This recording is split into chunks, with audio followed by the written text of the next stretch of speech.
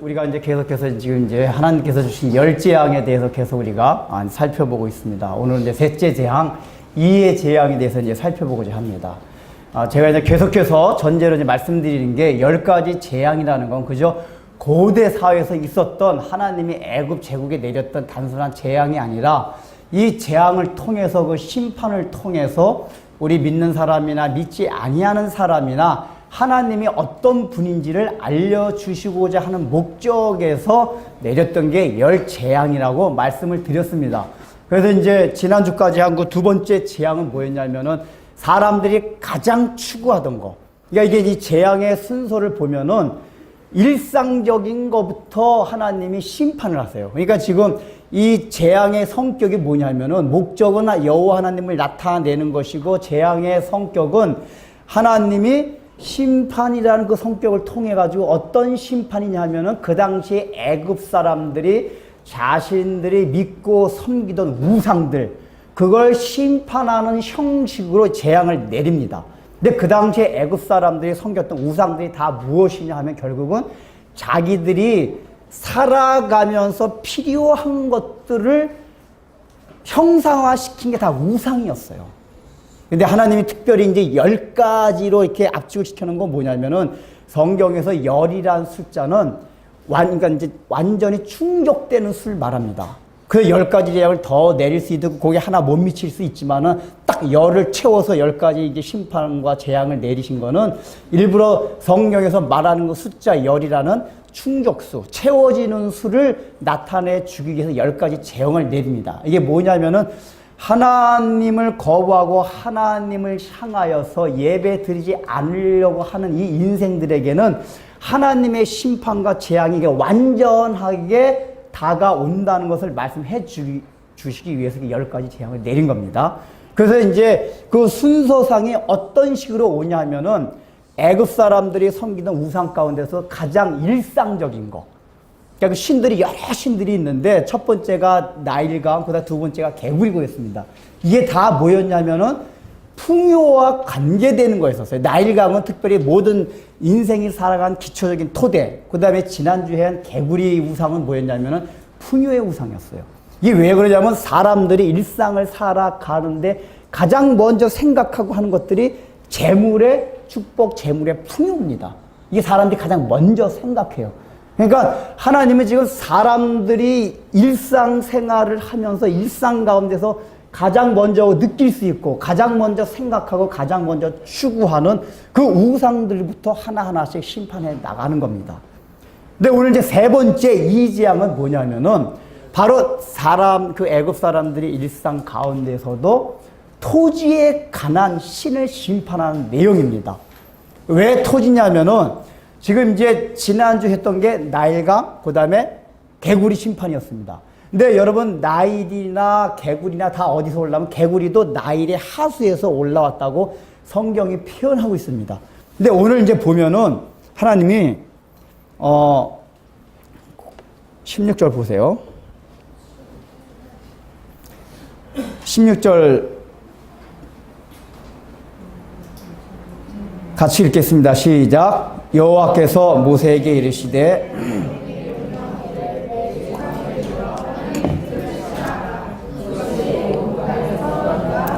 거기서 뭐라고 하나님 명령하시죠? 모세와 아론에게 명한 땅에 티끌을 치라라고 말씀하십니다. 그런데 여기서 요 땅 할 때 땅 앞에 우리말상에는 번역이 안 되는데 정관사가 붙어요. 그 땅. 정관사가 빠졌어요, 지금. 그러니까 그 땅이란 얘기 뭡니까? 그가 있다는 얘기는 앞절에서 말한 그 땅이란 얘기예요. 앞절이 다 무슨 얘기죠?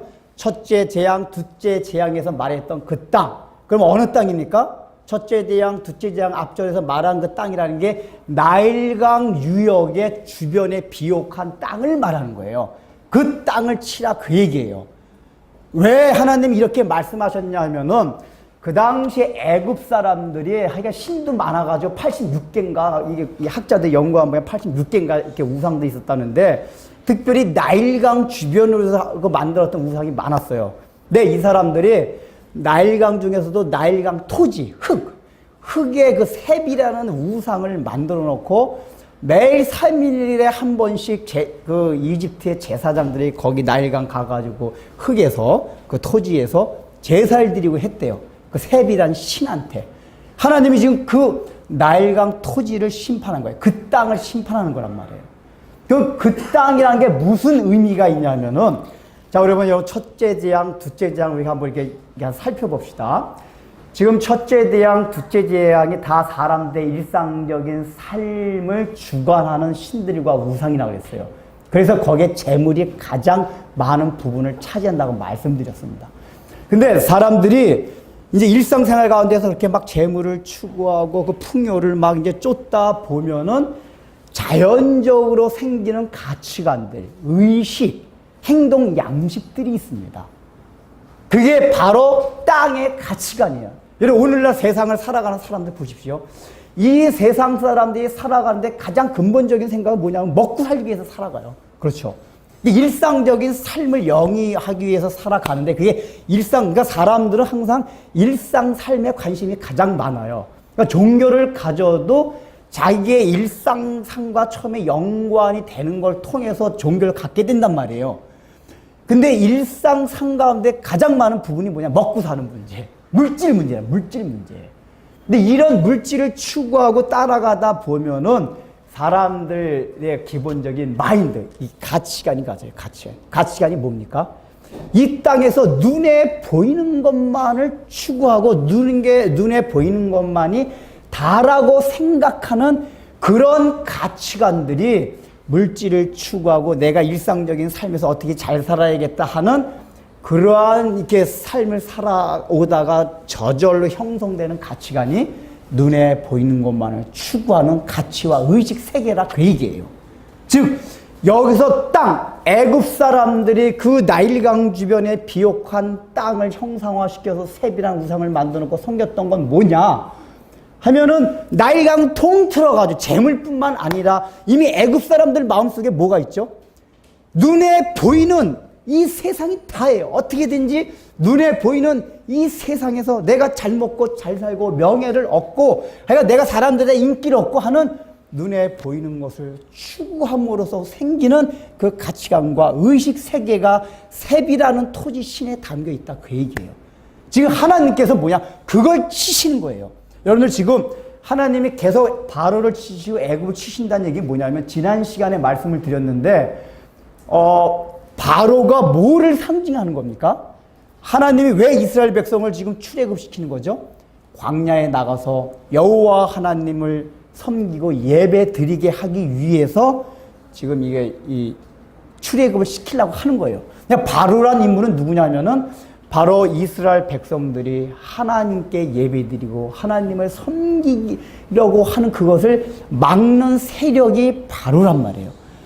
그러니까 우리는 이걸 하나의 그저 지나간 역사로만 생각할 게 아니라 오늘날도 동일하게 우리 가운데 10년 가운데 바로가 있을 수도 있고 우리 환경 가운데 바로가 있을 수도 있어요. 어떤 게 다 바로냐? 우리로 하여금 광야에 나가서 하나님을 잘 섬겨보고 하나님께 예배드리는 삶을 막 살려고 하는데 그걸 막는 게 다 바로란 말이에요. 바로. 근데 그걸 막는 첫 번째 세력이 뭐냐? 우리가 평상시에 이렇게 살아가면서 공기나 햇빛과 같이 가장 기본적인 은혜를 망각하고 살아가는 그게 하나님을 예배하고 하나님을 섬기는데 가장 방해가 되고 장애가 되는 요소란 말이에요. 그 망각이야. 그러니까 이 사람이 가진 가장 기본적인 은혜를 망각하면서 살아가는 그 의식 자체가 하나님을 섬기는 데 있어서 가장 방해가 된다. 그 얘기예요. 그 두 번째가 뭐죠? 풍요. 물질의 풍요를 추구하고 쫓아가는 이러한 삶이 우리로 하여금 하나님을 예배하고 하나님을 잘 섬기는데 방해가 되는 세력이라 그 얘기예요. 그걸 이제 세 번째, 이 땅의 신을 심판한 거는 바로 그걸 통해서 이제 형성된 가치관들. 그러니까 우리는 어릴 때부터 이 땅에서 태어나요. 그러니까 결국은 땅에서의 삶이라는 게 뭡니까? 땅. 여러분, 이 땅에서의 삶이 뭐예요? 이제는 그런 물질을 추구하다 보니까 눈에 보이는 것만이 다라고 하는 그 의식을 가지고 이제 우리도 살아가요. 네, 여러분, 이 의식과 이 가치가 우리의 신앙, 하나님을 향해 찾아가는데 굉장히 방해가 돼요. 일단 보십시다. 예수를 아예 안 믿는 사람들, 처음부터 하나님을 부인하는 사람들이 복음을 우리가 전합니다. 근데 왜 복음이 잘 안 들어갑니까? 이제 아예 무신론적인 생각 때문에 그럴 수도 있어요. 근데 사람들이 어떤 마음이냐면은, 야, 그 먹고 살기도 바쁜데, 지금 내가 먹고 살기 바쁘다는 얘기가 뭐예요? 내가 지금 눈에 보이는 이거를 당장 해결하고 살아가야 되는데, 그거 뭐, 종교 가져봤자 그 나의 삶에 무슨 나한테 도움을 주느냐? 그게 유익이 되느냐? 이런 생각이란 말이에요. 즉, 우리가 전하는 복음이 내가 이게 눈에 보이는, 그래서 그걸 추구하는 그런 가치와 의식에 도움을 못 준다, 그 얘기예요. 이 복음이, 십자가의 복음이. 그래서 여기에 대해서 관심을 안 가져요. 대적을 한단 말이에요. 이게 다 토지 신을 섬기는 거예요. 땅의 신. 즉 하나님이 창세기 3장 19절에서 보면은 아담과 하와가 타락한 다음에 아담한테 내린 저주 가운데 3장 19절에 뭐라고 말씀하셨습니까? 이제 너가 이제 저주를 내렸기, 너가 저주를 받았기 때문에 너가 이마에 땀을 땅 가운데서 흘려야 먹을 것을 취하리라. 그러니까 땅이라는 게 뭐죠? 우리의 인생의 수고를 말하는 거예요. 땅이라는 게. 그리고 나서 뭐라고 말씀하시냐면은, 그리고 결국엔 내가 흙으로 만들었은 즉 다시 흙으로 돌아갈 것이니라 라고 하나님께서 말씀하세요. 이 얘기가 뭡니까? 원래 아담은 흙으로 만들었지만 하나님이 생명이라고 원래 말씀을 하셨었어요. 생명이라는 건 뭐 살아있는 영, 즉 하나님의 형상을 가졌던 생명이었는데 타락함으로써 흙이 돼버린 거예요. 땅이 됐단 말이에요. 그러니까 그 땅이라는 게 뭐예요? 눈에 보이는 건데 하나님께서 그 말씀하시는 건 뭐냐면, 너가 평생간 땅에서 이마에 땀을 흘리고 수고를 하고 살아가는데 결국은 뭐냐? 다시 한 줌의 흙으로 돌아간다 하시면서 뭘 말씀하시는 거냐? 너가 땅 위에서 흘리는 모든 수고가 한 줌의 흙이 되는 허망한 삶이다, 그 얘기예요. 허망한 삶. 그걸 가르쳐 주신 거예요. 그러니까 땅에서, 성경에서 말할 때 땅 위에서 삶이라는 건 결국은 뭐냐? 그게 다 허망한, 한 줌의 흙으로 돌아갈 허망한 삶이다. 그걸 가르쳐 주는 게 땅이에요, 땅. 그런데 애굽 사람들은 우상을, 셉이라 우상을 만든 그 땅을 섬기는 거예요. 나중에 죽으면 한 줌의 흙으로 돌아갈 그 허망한 걸 가지고 그걸 추구하고 그런 가치관을 가지고 살아간단 말이에요. 그게 복음을 대적하게 하고 바로로 하여금 이스라엘 백성을 못 나가게 하는 그 요소가 되었단 말이에요. 그 하나님께서 너희들이 그런 생각을 갖고 있으면 결국은 그것이 재앙이 된다 하는 것을 말씀해 주세요. 그러면서 이제 재앙을 어떤 식으로 내립니까? 이거 심판을 뭐라고 말했죠? 그 땅에 티끌을 지팡이로 치라 이렇게 말씀하세요. 근데 여러분 보세요. 이 본문이 재밌는 게 실제로는 아론이 땅을 친 거예요. 땅을 친 건데 하나님이 표현하시는 거는 땅에 티끌을 치라 그래요. 티끌이라는 게 칠 수가 있습니까? 이거 여기도 티끌 많잖아요, 사실은. 이 티끌이라는 거는 사실 공기 가운데 있는 거예요, 티끌이라는 게. 여기 칠 수가 있어요?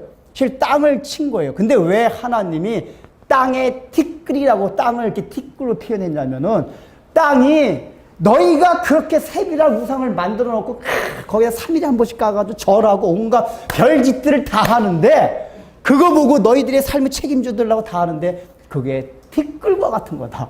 티끌이 뭡니까? 먼지, 아무것도 아닌 거란 말이에요. 그러니까 우리가 생각할 수 있는 것 중에서 가장 아무것도 아닌 그런 존재 대상의 먼지예요. 티끌과 같다, 먼지와 같다.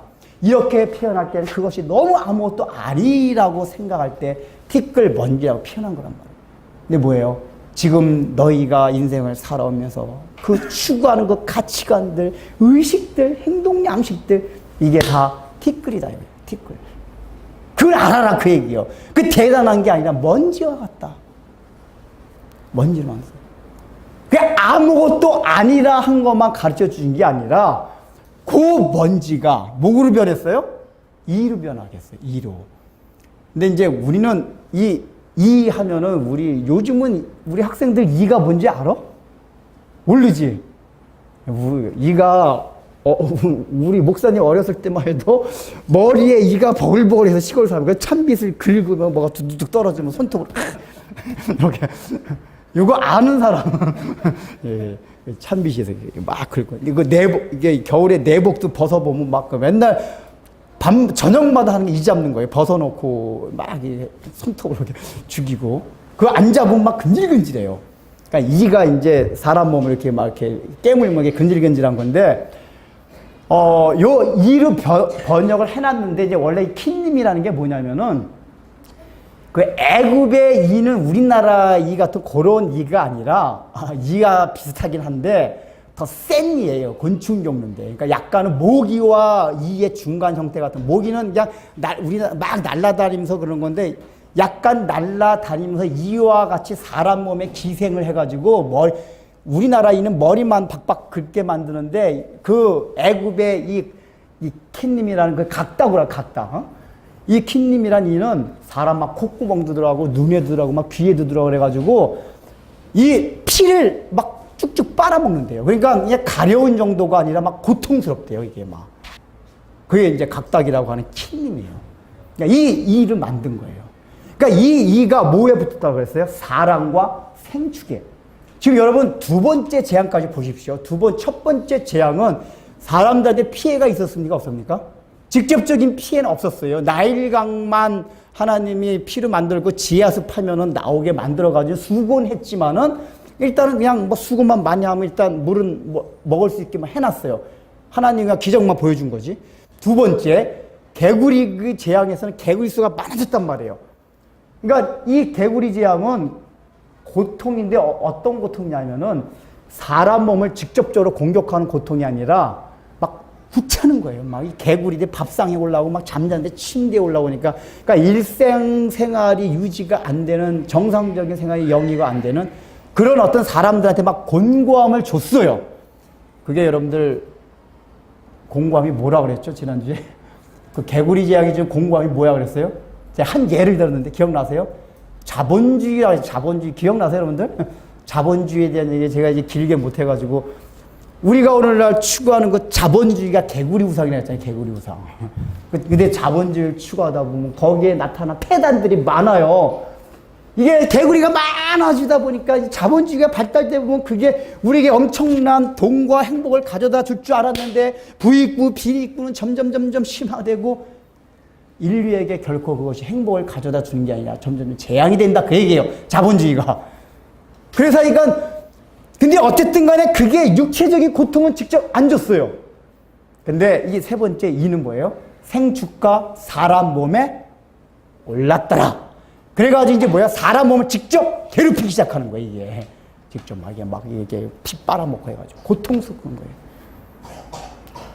그러니까 이 얘기는 뭐죠? 지금 재앙의 정도가 점점점 뭐예요? 심해지고 있는 거예요. 첫 번째 단순하게 나일강 때는 개구리 이에 막 이게 점진적으로 세져요. 이게 무슨 얘기입니까? 사람이 하나님이 어떤 사인을 보내주는데도 불구하고 그 사인을 못 알아듣고 계속 바로와 같이 완강히 거부하고 그럴 때는 우리의 삶이 점점 공고해진다 그 얘기예요. 이 재앙의 정도가 심해진다는 게. 그래서 이 재앙을 맞게 됐습니다. 근데 재밌는 건 뭐냐면은 요 세 번째 재앙에서도 애굽의 술사들이 작은 애들이 땅에 티끌을 가지고 이를 만들려고 해요. 이게 지금 이 술사들이 계속 똑같은 반복이에요. 그러니까 재앙을 더 늘리는 쪽으로 자기들 기술을 막 계속 발휘를 하려고 그래요. 그렇잖아요. 개구리도 더 만들고, 물도 피로 만들고. 요번에도 뭐냐면은, 이가 생겼으면은, 아론이 지팡이로 먼지가 이로 만든 그 이를 다시 거꾸로 이에서 뭐예요? 땅으로 환원을 시켜야 될 텐데, 자기네가 그런 능력이 있으면은, 그 능력을 가지고 똑같이 또 재앙을 늘리는 쪽으로 한단 말이에요. 그게 왜 그렇다고 그랬죠? 지금 이 애굽의 술사들이 원하는 목적은 뭐냐면, 우리도 너희가 그 믿는다는 그 하나님 하는 일을 우리가 할 수 있다. 이걸 보여주려고 하는 거란 말이에요. 그러니까 똑같이 모방을 하는 거예요. 그러니까 원래대로 따지면 재앙을 감수시키는 걸 해야 되는데 모세를 똑같이 따라하는 건 뭐냐면 우리도 너희가 하나님의 능력으로 한다고 하는데 그 하나님의 능력이 아니다. 우리도 할 수 있지 않냐? 보여줘요. 인간의 오기를 믿는 게 오기를. 우리도 할 수 있는 거다. 인간의 오기가 나타나고 있어요. 그러니까 여기서 지금 그걸 하려고 그러는 거예요. 먼지를 가지고 일을 만들라고 해요. 근데 지금 세 번째부터 뭐죠? 이제 애굽의 술사들이 모세와 아론을 따라하지 못합니다. 이로 변하지 못해요. 그 중요한 건 애굽의 술사들이 뭐라고 얘기를 합니까? 바로한테 가가지고 야, 자 읽어봅시다. 19절 보세요. 애굽의 술사들이 뭐라고 이제 깨닫고 시작.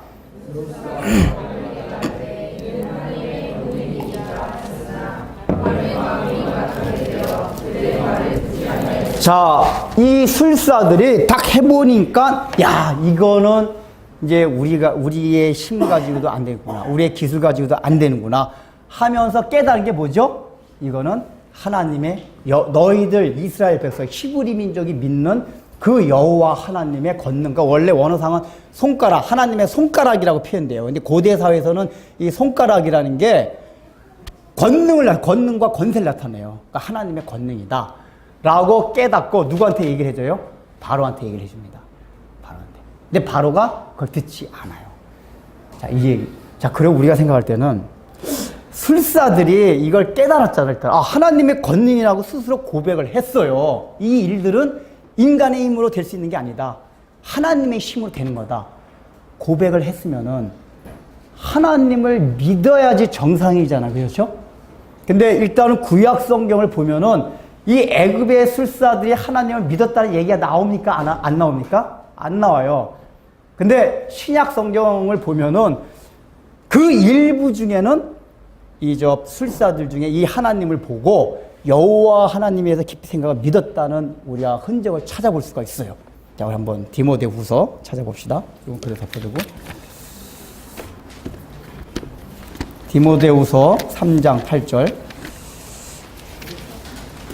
신약성경 디모데후서 3장 8절.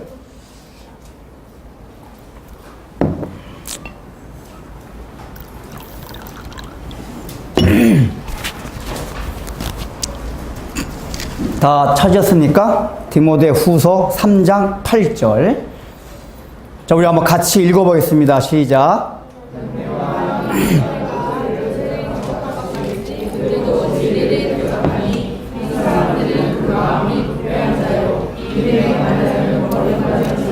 자, 여기 뭐라고 나왔죠? 얀네와 얌브레라는 사람이 모세를 대적한 것 같이라고 이제 직유법을 바울이 지금 디모데에게 하는 편지인데 얘기를 해요. 요 상황이 무슨 상황이냐 하면은 바울이 에베소 교회를 개척한 다음에 그 에베소 교회를 자기 후배 동역자인 디모데 목사한테 맡기고 이제 바울은 선교를 갔어요. 근데 이제 선교지에서 이렇게 들려오는 소식이 그 지금 디모데 목사가 목회하고 있는 그 에베소 교회에서 막 이단, 그러니까 잘못된 가르침을 가르쳐 교인들 들쑤시는 사람들이 생겨났다는 얘기를 들었어요. 그래서 그 얘기를 듣고 디모데 목사한테 쓴 게 디모데 전후서란 말이에요. 그러니까 이제 바울이 하는 얘기가 뭐냐면, 야, 지금 디모데야, 그 에베소 교회에 지금 이상하게 막 이상한 걸 가르치고 막 거기서 하여간 거짓을 따라가게 하는 그런 무리들이 생겨났는데 하면서 그 생겨난 사람들의 특징을 말하는 거예요. 말세의 사람들이 돈을 사랑하고 자기를 사랑하고 조급하고 남을 비방하고 부모를 거역하고 그 사람들의 특징이 그거예요. 그러니까 디모데후서 3장 1절서부터가 뭐냐면은 그 에베소 교회를 어지럽히는 사람들의 특징이 쫙 나와요. 막 쭉 나와요. 근데 그리고 경건의 모양은 있으나, 결정적으로 말해 경건의 모양은 있으나 경건의 능력을 갖지 아니하는 자들이다 라고 쭉 얘기를 하면서 바울이 8절에서 뭐라고 말하냐면, 그 사람들은 모세 때 그 얀네와 얌브레가 모세를 대적한 거와 같이, 여기서는 술사라고 표현 안 돼 있고 얀네와 얌브레가 모세를 대적한 거와 같이라고만 표현돼 있어요. 근데 이제 초기 유대교 문헌, 원래 이제 유대교 문헌에는 이 술사들 가운데서 하나님을 받아들인 얀네와 얌브레라고 나와 있어요. 그러니까 사도 바울이 기독교를 개종하기 전에 유대교 신자였잖아요. 그러니까 가마리엘, 그 당시에 가장 정통 유대교를 가리키는 가마리엘 문화에서 배웠단 말이에요, 이런 걸 다. 근데 하나님께서 이 바울로 하여금 성경에 기록할 때 그 유대교에서 배운 그 내용을 그대로 기록한 게 하신 거 보면은 실제로 얀네와 얀브레가 모세를 대적했던 술사라는 거예요, 술사. 여기서 성경에서 술사라고 표현되어 있지 않았지만은 원래 유대교 문화에는 그 술사라고 나와 있어요. 근데 바울이 그걸 그대로 인용해서 성경을 기록했다는 얘기는 실제적으로 그랬다는 얘기입니다. 그러니까 이걸 통해서 우리가 뭘 추론할 수 있냐면은 이제 출애굽께서 그 셋째 재앙을 따라 해보려고 했던 술사들 가운데 어떤 술사들은 그냥 그 권능을 인정만 하고 믿지 않은 사람도 있고, 어떤 술사들은 얀네와 얀브레 같은 술사들은 그 시브리 너희 민족이 믿는 여호와 하나님 참 신이다, 하나님이다 라고 하나님을 받아들인 거예요. 근데 어떻게 됐어요? 이 사람이 여기 바울이 표현한 게 믿음에서 떠난 자니라. 경건의 모양은 있으나 경건의 능력이 없다고 표현을 해요. 이 얘기가 뭐냐면 이 술사들 가운데 하나님을 받아들이고 인정을 했는데 경건의 모양만 있고 능력이 없는, 그래서 결국은 믿음을 버린 자와 같은 그런 사람들이 되었다, 그 얘기예요.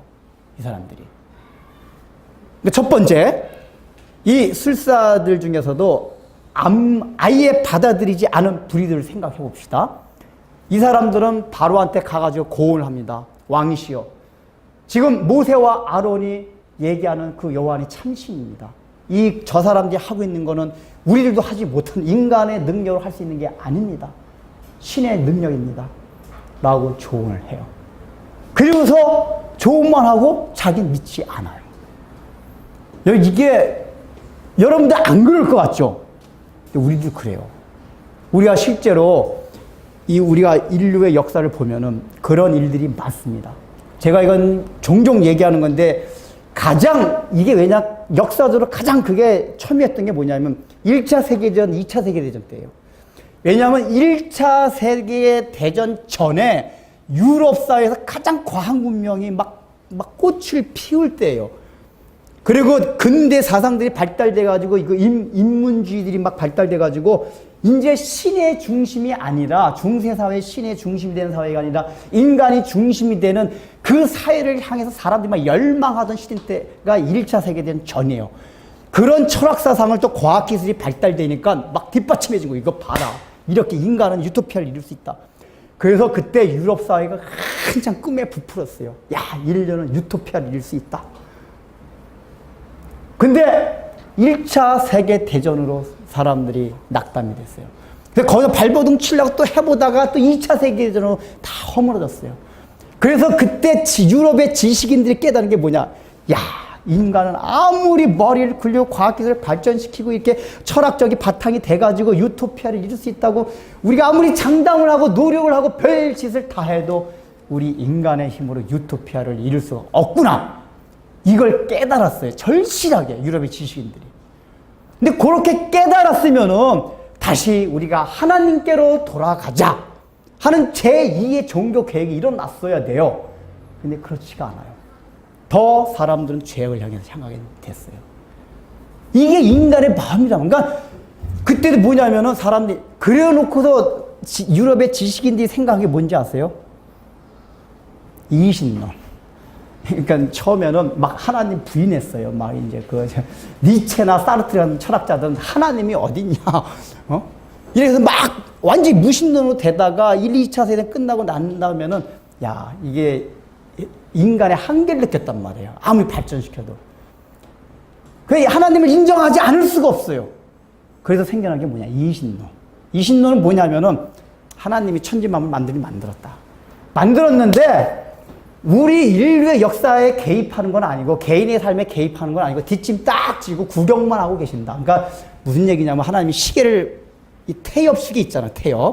태엽시계를 만들어놨다, 그 얘기예요. 그리고 그 태엽에 의해서 그냥 시계가 저절로 가도록만 해놓고서는 뒷짐지고 구경만 하고 계신다. 그게 이신론이에요. 그러니까 저 우주 저 너머에서 초월에 계시면서 인류 역사에 개입하지는 않고 창조만 해놓고 그 하나님을 생각해냈어요. 유럽의 지식인들이. 그건 뭐냐면은 창조주는 인정을 하는 거예요. 이게 인간의 한계를 느끼면서 야, 이게 창조주를 인정하지 않을 수 없다. 하나님 신이 만들었다. 요까지 인정하는데 그 다음에 그 신이 하나님이 사람 인생의 삶에 하나하나 개입하셔서 보호하시고 인도하시고 구원하시고 하는 내재하는 우리 가운데 내재하시는 그 하나님을 깨닫지 못했단 말이에요. 그런 식으로 하나님을 부인하는 거예요. 제가 학교 다닐 때 우리 물리 선생님이 그걸 참 잘 가르쳐줬어요. 근데 가끔가다 그런 말씀 하세요. 자기는 기독교인도 아니고 예수를 안 믿는데요. 근데 하나님을 믿는데요. 그 표현이 그래요. 자기는 기독교인도 아니고 예수 안 믿는데요. 근데 하나님 믿는데요. 근데 뭐라고 말씀하시냐면 그 전에는 자기가 물리학을 깊게 공부하기 전에는 아예 하나님도, 그러니까 예수도 안 믿지만은 아예 창조주 하나님도 안 믿는 완전한 무신론자였대요. 그러니까 근데 물리학을 막 깊이 공부할수록 뭘 느끼냐면은 야, 이게 특히 물리학 중에서 막 천문학 같은 거 연구하면은 야, 이게 창조주 하나님을 인정하지 않을 수 없다. 그러니까 천문학을 연구하면 할수록 이 사람이 얼마나 외세해지는 걸 느꼈대, 자기가, 인간이. 여러분, 그거 생각 안 드세요? 밤하늘에 한번 별 바라보세요. 밤하늘에 눈에 보이는 건 다 항성이잖아. 우리 지구와 같은 행성들이 항성, 태양과 같은 그 항성들이 우리가 수도 셀 수 없는, 어?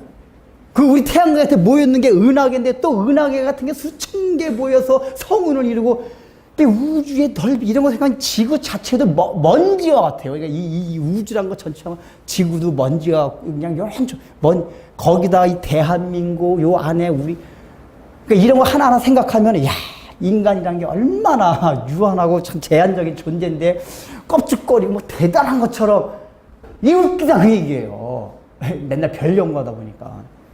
그래서 이제 그분이 정직한 거에서 자기가 막 하다 보니까, 그러니까 그분이 물리학인데 천문 쪽을, 이게 주전공이 천문학이거든, 천문학 물리학인데. 근데 그래서 자기는 야, 이게 창조주 하나님을 인정하지 않을 수가 없다.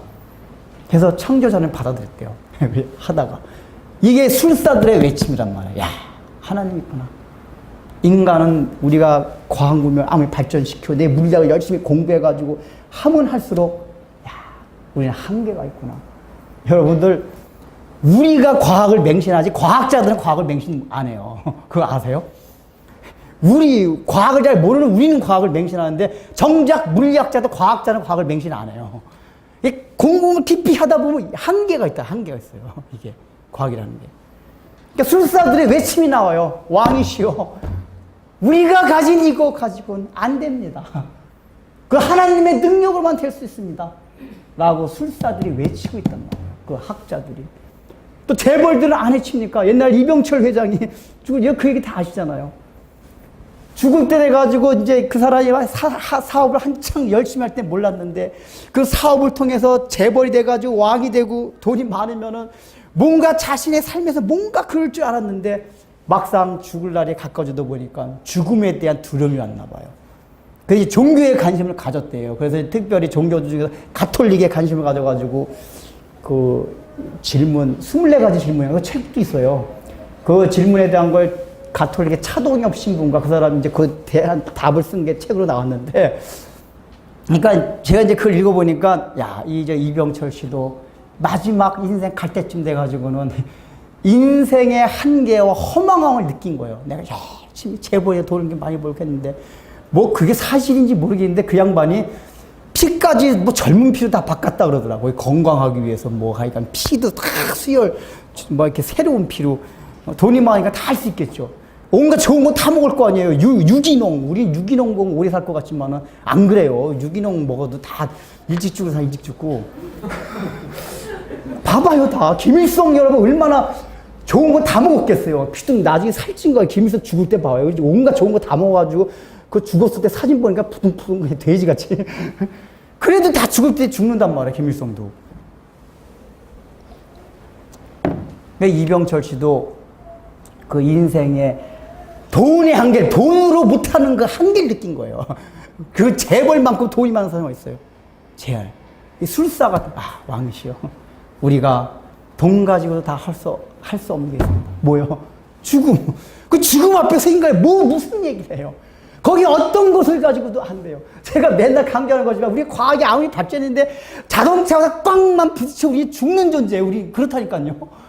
무슨 막 달나라에 뭘 쌓아 올리고 화성에 보내고, 별별 막 과학기술, 막 그 과학 잡지들 보면은, 이야, 그냥 기가 막힌 과학기술들 막 하루하루가 다르게 나오고 그러는데, 그날 그 잡지 보다가 횡단 보다가도 꽝 부딪히면 그냥 죽는 게 우리 존재라니까요. 이게 이렇게 나약한 게 우리예요, 인간. 이 술사들의 외침이 여기저기서 들려온다, 그 얘기예요. 과학을 통하여. 돈을 많이 번 사람, 많이 번 사람, 연예인들과 같이 그냥 많은 이 사람들의 인기를 얻었던 사람들의 말로를 보십시오. 마약하고 허망하단 말이에요. 인기 누릴 때인데. 그러니까 그거를 갖지 못했을 때 늘 갖고 싶어요. 이게 땅의 신의 특징이 뭐냐? 이 땅에 눈에 보이는 건 자기가 취하기 전까지는, 야, 저것만 가지면 우리에게 행복을 가져다 줄 수 있다라고 막 생각되어지는 게 다 토지의 신이 제공해 주는 것들이에요. 그것만 가지면 다. 공부도 못하는 사람은 1등 하면 무지하게 행복할 것 같죠? 1등 해봐요. 그게 안 뺏기려고 더 긴장한다니까요. 더 불행해져요. 차라리 제가 인생 중에서 공부주 질편할 때가 바닥. 그러니까 우리 다닐 때 70 몇 명 그랬는데 60 몇 등. 그러니까 공부를 하나도 안 하고 시험만 보면 111, 22, 333 아무렇게나 써도 빵점은 아니더라고요. 맨날 10 몇 점. 그럼 막 60 몇 등 그래, 60 몇. 근데 그때 무지하게 편해요. 선생님도 안 갈봐요. 왜냐하면 쟤는 그냥 공부를 워낙 못하니까 때리지도 않고 숙제 안 해와도 무슨 소리도 안 해요. 왜 이거 공부를 워낙, 근데 무지 편해요. 근데 이게 공부를 조금 잘하기 시작하면은 그 자리에서 안 떨어지려고 이제 굉장히 막 형성돼요. 그래, 공부 열심히 하자 말라는 얘기가 아니라.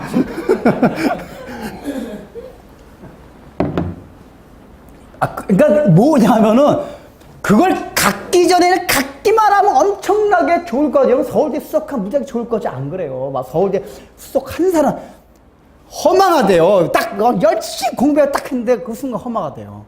그거 못 봤어요? 그 신문 같은 데서? 다 그래요. 우리가 어떤 일을 성취했을 땐, 그 성취하고 성취하기까지는 줄다리면 친하고 막 해요. 근데 그것을 딱 얻었을 때는 허망해요. 그게 이 땅이에요. 우리가 추구하는 것도. 근데 우리는 그걸 자꾸 추구한단 말이에요. 땅의 신세을. 하나 아니가 심판하신단 말이에요. 너희가 그걸 추구하면 다 뭐가, 그 땅이 먼지 같은 그 땅이 이가 된다고 해요. 이가. 너희들 괴롭히는. 하나님 없이 그걸 땅을 추구하게 되면은, 더군다나 우리 예수 믿는 사람들, 우리는 하늘을 추구하는 사람들이에요. 땅에 발은 딛고 있지만 땅을 추구하는 게 아니라 하늘을 추구하는 사람들이에요. 그런데 그 하늘을 추구해야 될 사람들이 땅에 발을 딛고 맨날 땅만 보고 살아요. 우리가 불행해진다니까요. 여러분, 하늘 보고 살아봐요. 행복해져요. 정말이에요. 하늘 보고 살면 정말 행복해져요. 이게 제가 정말이라고 말을 하는 게 참 비애야, 이게. 얼마나 저기인데, 정말 행복하다. 하늘을 바라보고 사십시오. 정말 행복합니다. 목사 입에서 이게 이렇게 나오는 게 비애스러워요, 이게. 교회에서. 저 세상에서도 아니고. 정말 행복해요. 근데 그 애굽의 이 술사들이, 우리 그 물리 선생님도 애굽의 술사였단 말이에요. 하나님은 믿어요. 근데 자기는 예수는 안 믿는데요. 그러니까 창조주 하나님과 다 믿는데, 그 나머지 그런 건 뭐 그냥 하여간 이 사람이 겸손해가지고 자기 이제 하나님 믿고 그렇지만은 뭐 예수 믿고 그런 건 다 뭐 저기고 그냥. 그래서 그걸 안 믿는데요. 그게 뭐예요? 이 술사들의 반응이라는 말이에요. 하나님의 권능입니다. 바로 왕한테 말해줘요. 그 선생님 나한테 얘기해줬어요. 나한테. 몰라, 그거 듣고 혹시 또 기독교 관심을 가진 우리 친구도 있었나 모르겠어요. 나는 원래 믿고 있었기 때문에 선생님 속을 잘 깨달았습니다 이렇게 생각했지만은, 그 학생들 중에서 몰라요. 또 얘기를 해준단 말이에요. 그러니까 본인이 예수를 안 믿어요. 아니란 말이에요. 근데 두 번째 부류 술사 뭐였죠? 여기 디모데후서 3장 8절에 나왔던 얀네와 얀브레 같은 사람들. 그러니까 이 사람들은 성경을 보면 나중에 광야에 나가서 나갔던 것 같아요. 이게 하나님 이스라엘 공동체에 자기도 들어와가지고 하나님을 인정해가지고 따라 나갔어요. 근데 이 사람들의 역할이 뭐였죠? 이스라엘 백성들과 광야 따라 나가가지고 광야에 나가서 이스라엘 백성들이 고생스럽기만 하면 하나님을 원망했어요. 근데 그 하나님을 원망할 때 막 이런 거 뭐라 그러죠? 충동질. 들쑤시는 사람들이 있었어요.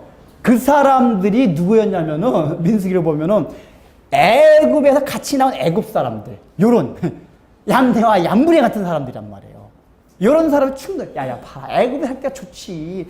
하나님이 너희들 데리고 나왔으면은, 여기서 호강을 시켜줘야지 광야에서 개고생을 시키냐. 그 사람들이 주장한 게 그거였었어요. 이스라엘 백성은 이제 순진해가지고 아무 생각 안 하고 있는데, 근데 하나님 우리 이러려고 광야 내보냈냐? 잘 좀 생각해봐. 그러니까 이 애굽 사람들이 이스라엘 자기네 같은 민족이 아님에도 불구하고 자기 나라를 떠나서 광야로 이스라엘 백성들과 같이 나왔다는 얘기는 이 사람들도 하나님을 믿었고 광야로 나가면 뭔가 좋은 일이 있을 줄 알고 나온 거예요, 이 사람들이. 근데 막상 광야 나와보니까 더 고생을 한단 말이에요, 이게. 이게 아니다. 내가 원래 생각했던 하나님 이게 아니었는데, 그 열지양 할 때 보면 그 하나님의 능력과 그 위대한 그 건세 가지고 이 광야에서 이게 아닌데. 이런 생각이 드는 걸 가지고 막 들쑤신 거예요. 얀네와 얌브레가 그랬단 말이야. 여기 디모데 후서 읽어보면 다 그런 내용들이에요. 이게 믿는 게 맞냐. 막 자기 자랑하고 돈 추구하고 막 명예 추구하고. 이게 막 그 당시에 들쑤던 사람의 특징이에요. 이렇게 했단 말이에요. 이게 뭐냐. 그래서 그걸 한마디 표현한 게 경건의 모양은 있으나 능력이 없다. 이게 굉장히 중요합니다. 우리가 신앙생활 하면서 어떤 하나님의 능력과 인간의 한계를 느끼고 하나님을 받아들일 수가 있어요. 근데 더 본질로 들어가가지고 진정한 회심 체험이 없이 신앙생활 하게 되면은 이런 식의 신앙, 경건의 모양은 있지만 능력이 없는. 그래서 결국에는 믿음을 버린 자와 같은 그러한 신앙생활 할 수 있다 그 얘기예요. 그걸 조심해야 된다 그 얘기예요. 우리가 추구할 건 뭐죠? 하나님의 권능을 받았으면은 나의 삶 가운데서도 그 하나님이 함께 하신다는 거를 믿고 고백하고 따라야 돼요. 그러니까 이 사람들의 특징이 뭐냐면은 자기 개인적인 삶 가운데서 인도하시고 내재하시면서 자기를 간섭하시는 하나님에 대해서 모르는 거예요. 그러니까 되게 신앙생활하면서 막 살아가는 사람의 특징이 뭐냐? 하나님 믿긴 믿어요. 근데 하나님이 저 멀리 계신 분이 항상. 예를 들어 봅시다. 하나님이 눈동자를 탁 크게 뜨고 너 죄 짓나 안 짓나 딱 지켜보기 위해서 여러분 마음대로 죄 질 수가 있습니까? 못 지어요. 하나님 내 뒤통수 딱 내 뒤통수 딱 보고 너희놈 이러고 있으면 죄 못 지어요. 근데 우리는 이게 하나님 믿긴 믿는데 막연하게 저 초월적인 이런 하나님을 생각한다니까요. 그러니까 죄도 마음대로 짓고 자기 마음대로 세상에서 살아간단 말이에요. 내재하시는 하나님을 경험 못해요. 그게 아니란 말이에요. 이 사람들의 뜻이 다 그런 거였었어요. 그 여러분들도 보십시오. 우리가 신앙생활을 하면서 여러분 나의 힘으로 인간적인 힘으로 할 수 없는 것들을 여러분 당할 경우가 많이 있잖아요. 그런 거 없습니까? 우리가 내 힘으로 뭐 다 잘 될 것 같고 막 승승장구해가지고 야 기쁘고 좋다 하다가 어느 때 도저히 내가 가진 능력, 내 힘, 내 재능 이거 가지고는 도저히 할 수 없다는 거를 느낄 때가 있어요. 근데 보통은 어떻게 하냐? 이 술사들과 같이 느끼기만 하고 지나가는 경우가 많단 말이에요. 내가 뭐예요? 이거 느꼈으면은 하나님 과연 하나님은 나의 인생을 책임져 주시는 분입니다. 그 능력 있는 분입니다. 그 믿고 신뢰하고 의지하고 따라가야 돼요. 근데 우리는 하나님을 신뢰하고 의지하지 못해요. 그러니까 우리 인생이 맨날 꼬인단 말이에요. 예수 믿는 사람 이렇게 하나님을 의지하고 이게 신뢰하지 못하니까 꼬여요, 자꾸만. 여기 있는 것 같죠. 믿고 따라야 돼요. 그러면서 재밌는 게 뭐냐. 먼지가 이루됐다는 게 또 한 가지 중요한 의미가 뭐냐면은 먼지는 지극히 하찮은 존재예요. 하찮은 존재가 재앙을 몰고 왔단 말이에요. 이 얘기는 뭐냐면은 우리의 삶 가운데서 굉장히 미세하고 하찮은 거, 우리 별거 아닌 거로 생각했던 그런 것들로 인해 가지고 우리가 영적으로 굉장히 고통을 당할 수 있다, 그 얘기예요. 지금 말했듯이 우리가 삶을 살다가 하나님이 사인을 주실 때들이 있어요, 여러분들. 예수 안 믿는 사람들한테 줘요. 우리 물리 선생님과 같이. 그러니까 하나님 사인이에요. 그럼 내재하신 하나님을 더 해가지고 더 깊이 더 고민하고 생각해가지고 거기까지 왔어야 돼요. 근데 거기까지 끝이에요. 우리도 마찬가지예요. 우리의 삶을 살아가다가 하나님이 봐라. 너가 예수를 믿는 나를 주님이라고 고백하지만 언제 나의 주님이었냐? 너 마음대로 살아가지 않냐? 너가 주인대로 살아가지 않냐? 그러면서 우리의 환경과 상황 가운데서 야, 우리의 한계를 느끼게 할 때가 있다니까요. 여러분 그런 거 없으셨어요? 그런 거 없습니까? 내가 유한한 인간이고 제한돼 있고 한없이 연약하다. 이걸 느끼게 하실 때가 있어요. 근데 우리는 영적으로 감각이 아주 센스가 있지 않으면 그걸 그냥 놓치고 지나가요. 자기 아무 유익이 없단 말이에요. 근데 그럴 때, 하나님, 내가 이렇게 약하니까 그 재앙과 심판을 내셔는 그 하나님 내가 전적으로 신뢰합니다. 믿고 의지하고 자기의 인생을 주님께 의탁해 보세요. 그러면 인생이 막 뚫린단 말이에요. 꼬이지가 않는단 말이에요. 근데 우리가 못 그래요. 그러다 보니까 뭐예요? 신앙도 짜증나고 이렇게 여기 얀네와 얀브레 같이 디모데후서에 나왔던 이 에베소를 어지럽혔던 사람들 같이 경건의 모양만 있고 능력은 없단 말이에요. 그러니까 오늘날 여러분 우리 교인들 보십시오. 이 경건의 모양이 있다는 게 뭐냐면은 그거예요. 신앙생활 다 뭐로 하냐면은 모양 가지고만 예배에 참석하는 거, 그다음 이제 프로그램에 참석하는 거, 왠지 프로그램에 참석하고 이러면은 신앙생활 하는 것 같아요. 근데 경건의 능력이 없어가지고 자기 일상 삶으로 돌아가서 자기가 혼자 있을 때 하나님의 능력이 자기 삶 가운데 나타나질 않아요. 제가 눈에 강조하는 게 있잖아요. 정말 하나님을 믿는 사람은 자기가 혼자 있을 때 직장에서 가정에서 이 교회가 아니라 거기 있을 때 하나님의 능력이 나타나는 사람이 경건의 능력 있는 사람들이에요. 이 교회에 와서 프로그램에 들어왔을 때 내가 신앙생활 하는 것 같다. 이런 건 종교심만 가지면 다 가능해요. 막 제자훈련해서 막 돌리고 성경무 시키고 하면은 거기 왔을 때는 뭐 신앙생활 하는 것 같고 막 그래요. 근데 자기가 홀로 딱 떨어져 있을 때 그 가운데서 하나님과 동행을 하고 하나님이 나와 함께 하시는구나. 이런 거를 경험하지 못하면은 경건의 모양만 있는 거란 말이에요. 오늘 우리 교회가 대부분 그런 식으로 신앙생활해요. 그러니까 목사님들은 그렇게 해야 되니까 잠깐 프로그램 잠깐만 만들어요. 프로그램을 만들어야지 교인들은 신앙생활을 프로그램에 이게 참여하는 거로 자꾸 신앙생활 하는 거로 해가지고 우리 교회 좋은 교회다. 프로그램이 많을수록 좋은 교회예요. 막.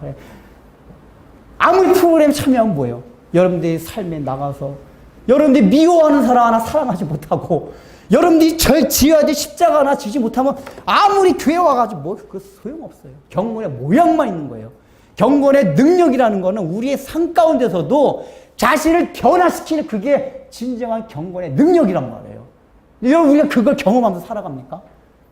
오늘날 우리 그리스도인들이 얼마나 삶에서 변화되는 모습을 보이면서 살아가냐 그 얘기예요. 우리가 못 그래요. 가치관부터 그렇잖아요. 우리는 예수 믿지만 여전히 뭘 추구해요? 이 땅의 것, 애굽 사람이든 셋 그걸 추구한다니까요. 하늘의 걸 추구하지 않고 우리는 예수 믿고 나서 예수님의 이름으로 땅의 걸 추구한다니까요. 이게 우리예요. 아니에요. 그게 아니란 말이에요. 그러니까 여러분들 이 술사의 외침을 들어야 돼요. 오늘날도 여기저기서 술사들이 계속 외치고 있습니다. 왕이시여, 응준하. 인간의 힘은 다 할 수 없다. 하나가 있다. 하나님만이 너에게 모든 것을 책임져 줄 수 있는 분이다. 전지전능한 분이다. 그분께 너의 인생을 의탁해라. 신뢰하라. 이걸 우리에게 외쳐주고 있어요.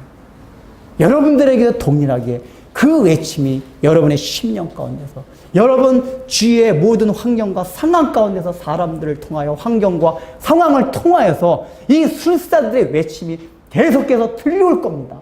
그때 그걸 지나치지 마시오. 먼지 하나와 같이 지나치지 마세요. 먼지 이 재밌는 게 뭐냐면은 여러분들 이 애굽 사람, 이 바로가 완악한 이유가 있어요. 이 10재앙이 있잖아요. 그 애굽 문헌들 보면은 성경에 안 나왔는데 요 고대 애굽 제국에서 요런 열재앙 비슷한 자연재해가 가끔가다 있었대요. 막 메뚜기 떼가 한껏 막 몰려오고 개구리들이 풍년이 들 때 같은 때는 이 나일강 범람 수준이 조금 더 넘칠 때 개구리 수가 더 많아져가지고 심실까지 않았어도 마당뜰까지 많이 오고 이런 것들이 많이 있었대요. 그러니까 애굽 사람들이 그러니까 열재앙이 재밌는 게 보면은 애굽에서 가끔가다 일어났던 자연재해들을 하나님께서 그대로 일으키세요. 근데 그러니까 애굽 사람 입장에서 볼 때, 바로 왕의 입장에서 볼 때는 저거는 원래 우리 가끔가다 있었던 현상 아니야? 라고 생각할 수 있었단 말이에요. 그게 하나님이 한 게 아니라 우리 옛날에도 개구리 한번 많았었잖아. 메뚜기 때 한번 싹 쓸어가지고 막 저 곡식 해놓은 거 다 한 적 있었잖아. 우왕 내린 적 있었잖아. 이렇게 가끔가다 닥쳤던 재해들이 하나님이 열재앙을 통해 더 확실하게 하셨단 말이에요. 그러니까 사람들의 그 애굽의 입장에서는 헷갈릴 수밖에 없다. 그래, 헷갈릴 수밖에. 오늘도 마찬가지예요. 우리가 하나님의 그 사인을 알아듣지 못한 이유가 있어요. 왜 그러냐? 그거 뭐 인생 살아가다 보면 있는 현상들이지. 이러지 않습니까? 그런단 말이에요. 뭐 인생이 다 그래, 인생 맞아, 연약해. 그냥 뭐 그럼 뭐 이거 그래서 어쩌라고?